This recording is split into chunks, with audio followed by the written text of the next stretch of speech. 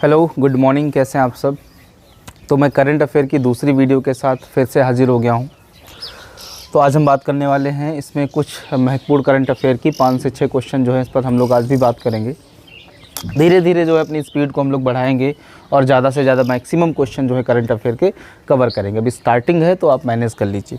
तो सबसे पहले मैं आपको बता दूं कि करंट अफेयर में पहला जो हमारे पास प्रश्न है वो क्या है, क्विझोऊ 11। यहाँ पर आप देख रहे हैं क्विझोऊ 11, जिसको हम KZ-11 के नाम से भी जानते हैं। अब ये क्या है, इस पर अगर बात की जाए तो आप समझ लीजिए कि चाइना ने इस रॉकेट को लॉन्च किया था। यानी ये एक रॉकेट है जिसको चाइना के द्वारा क्या किया गया था, लॉन्च किया गया था।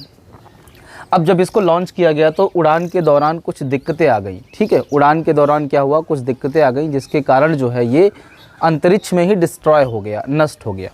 ये अपने साथ जो 2 छोटे छोटे उपग्रह ले गया था वो भी क्या हो गए, आपके डिस्ट्रॉय हो गए।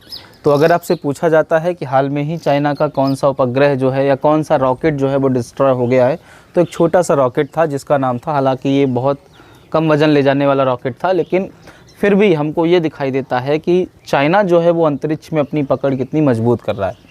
तो क्विझोऊ जो है वो अंतरिक्ष में 2 उपग्रहों के साथ आपका डिस्ट्रॉय हो गया, नष्ट हो गया। ठीक, अब जो क्विझोऊ है इसके बारे में मैं आपको कुछ बताऊं तो इसका चाइना में जो मतलब होता है, चाइनीज़ में तो इसको ये बोलते हैं, इसका हिंदी में जो मतलब होता है फास्ट शिप, यानी जो आपका तेज़ जहाज़ होता है वो इसका मतलब है। ठीक, अब कुछ और मैं आपको बता दूं, जैसे चाइना का एक मिशन है मंगल मिशन। मंगल मिशन हमारा पहले ही कंप्लीट हो चुका है, उस पर मूवी भी अक्षय कुमार साहब बना चुके हैं, आप सब जानते हैं।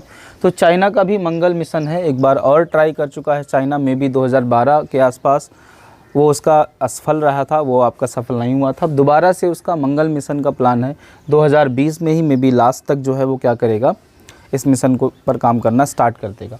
तो चाइना का जो मंगल मिशन है उसका नाम क्या है, तियानवेन। क्या नाम है, तियानवेन। 2000 उसका टारगेट, 2020 उसका टारगेट है।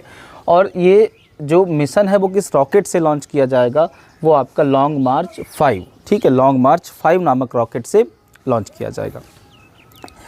इतनी बात आपको समझ में आई।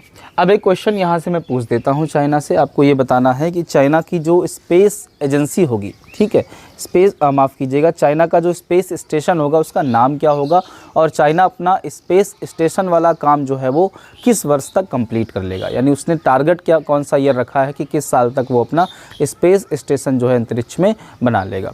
ठीक, ये आपको बताना है, नाम स्पेस स्टेशन का और वर्ष। अब आगे अगर बात करें तो हम बात कर लेते हैं चाइना से, सीधे आ जाते हैं कहाँ पर, कानपुर में। कानपुर में एक IIT है। ठीक है, कानपुर IIT के कुछ शोधकर्ताओं ने जो है एक अल्ट्रा वायलेट, या हम कहें कि एक शुद्ध अल्ट्रा वायलेट सैनिटाइज़र का निर्माण किया है। शुद्ध अल्ट्रा वायलेट सैनिटाइज़र। अब ये शुद्ध अल्ट्रा वायलेट सैनिटाइज़र करता क्या है, ये आपके कमरे को कीटाणु रहित बनाता है। अगर आप अपने कमरे को बिल्कुल कीटाणु रहित बनाना चाहते हैं तो आप इस यंत्र का, इस उपकरण का प्रयोग कर सकते हैं। पूरा समझने का प्रयास करते हैं। शुद्ध अल्ट्रा वायलेट सैनिटाइज़र क्या है, IIT कानपुर के शोधकर्ताओं ने कमरे को कीटाणु रहित करने के लिए इस उपकरण का विकास किया है। अब ये उपकरण बनाया गया है। अब इसका अगर हम फुल फॉर्म देखें, यहाँ पर जो आप ये शुद्ध लिखा हुआ देख रहे हैं, इसका फुल फॉर्म क्या है, इसका फुल फॉर्म है स्मार्टफोन ऑपरेटेड, ये हैंडी है actually, handy ultraviolet disinfection helper, ये इसका फुल फॉर्म है। Smartphone operated handy ultraviolet disinfection helper, ये इसका फुल फॉर्म है। मैं आपको बता दूं, ये जो उपकरण है इसको मोबाइल से ऑपरेट किया जा सकता है। इस उपकरण से 10 बाई 10 वर्ग आपका 10 बाई 10 का जो कमरा होता है, इसको आप 15 मिनट में क्या कर सकते हैं, इसको पूरी तरीके से कीटाणु रहित कर सकते हैं। यानी ये उपकरण जो है 10 बाई 10 के कमरे को 15 मिनट में बिल्कुल कीटाणु रहित कर देगा, सारे कीटाणु जो है वो मार देगा। ठीक है, तो इसको याद रखिएगा, शुद्ध अल्ट्रा वायलेट सैनिटाइज़र है क्या, ये एक आपका उपकरण है जो कमरे को कीटाणु रहित कर रहा है। शुद्ध का फुल फॉर्म आपसे पूछा जा सकता है और ये मोबाइल से ऑपरेट हो सकता है। अब आगे अगर बात करें, अगले प्रश्न की ओर आते हैं। तो अगला प्रश्न छोटा सा है, दिया हुआ वर्ल्ड यूथ स्किल डे, यानी विश्व युवा कौशल दिवस। विश्व युवा कौशल दिवस की बात करें तो 15 जुलाई को मनाया जाता है। ठीक है, याद रखिएगा, इसमें और बहुत ज़्यादा हम नहीं बात करेंगे। आगे है रोको टोको अभियान। रोको टोको अभियान। अब रोको टोको अभियान की बात करें तो इस अभियान को लॉन्च किसने किया या इसकी शुरुआत किसने की है? मध्य प्रदेश सरकार ने, ठीक है। आपके मामा जी ने, हमारे मामा जी ने, शिवराज मामा ने, ठीक है, शिवराज मामा ने इसको लॉन्च किया है, शुरू किया है।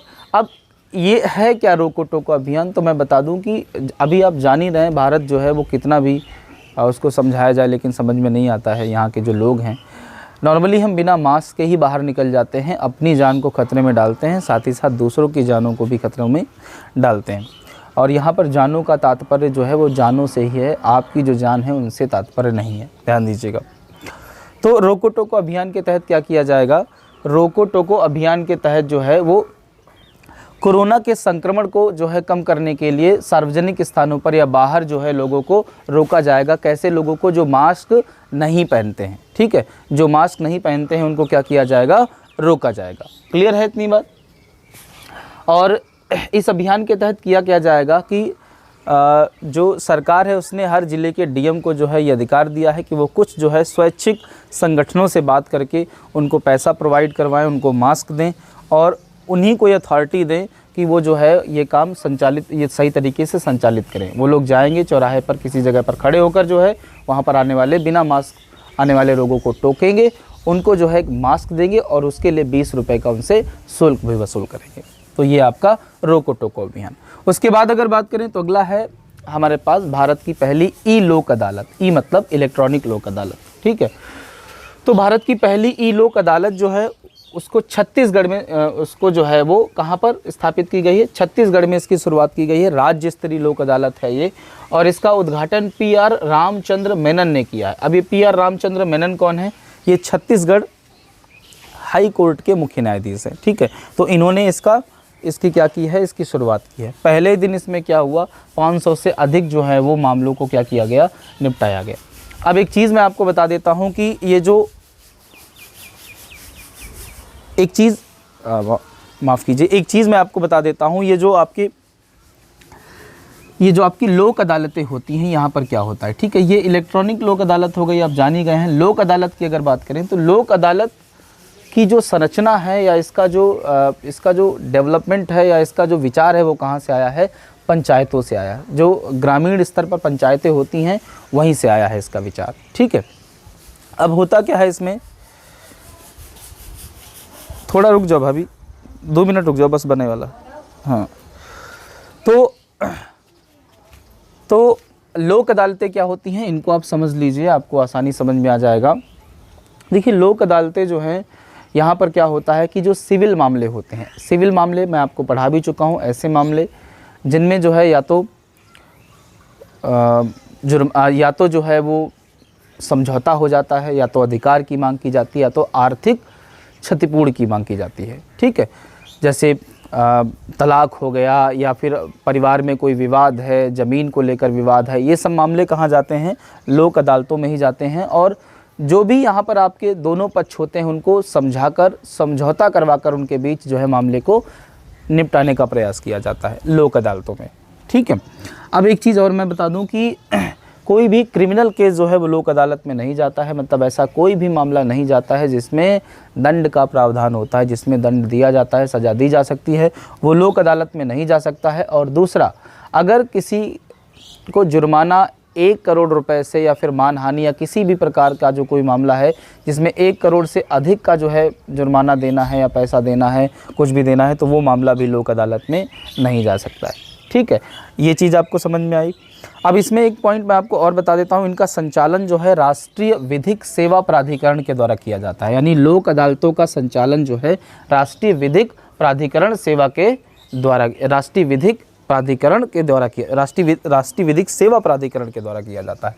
किसका? लोक अदालतों का संचालन। अभी आपको क्या याद रखना है कि छत्तीसगढ़ में पहली लोक अदालत की शुरुआत हुई है, ठीक। अब आपको ये तो समझ में आ ही रहा होगा लोक अदालत की शुरुआत, ई लोक अदालत की शुरुआत क्यों हुई है? क्योंकि कोविड-19 के कारण जो है वो सारी न्याय व्यवस्था, सारी न्याय प्रणालियाँ इस समय क्या हैं? ठप पड़ी हैं, सबके काम ठप पड़े हैं। चलिए आगे बढ़ते हैं। अगला प्रश्न है गोधन न्याय योजना। अब ये जो गोधन न्याय योजना है इसके बारे में बता दूं कि इस योजना के तहत छत्तीसगढ़ सरकार क्या कर रही है कि जो आपके गौ पालक हैं, गाय को पालने वाले हैं, उनसे क्या किया जाएगा? सरकार 2 रुपये किलो जो है गोबर खरीदेगी, सरकार क्या करेगी, जो गौ पालक हैं उनसे 2 रुपये किलो गोबर खरीदेगी। ठीक है। और इस योजना की शुरुआत जो है वो छत्तीसगढ़ में एक पर्व होता है जिसको हम लोग हरेली पर्व बोलते हैं, हरेली पर्व से इसकी शुरुआत की जाएगी।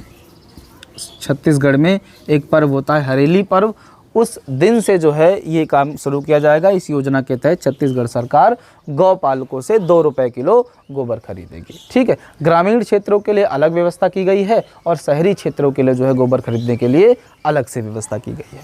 उम्मीद कर रहा हूँ कि आपको जो है ये 6 क्वेश्चन जो है समझ में आए होंगे।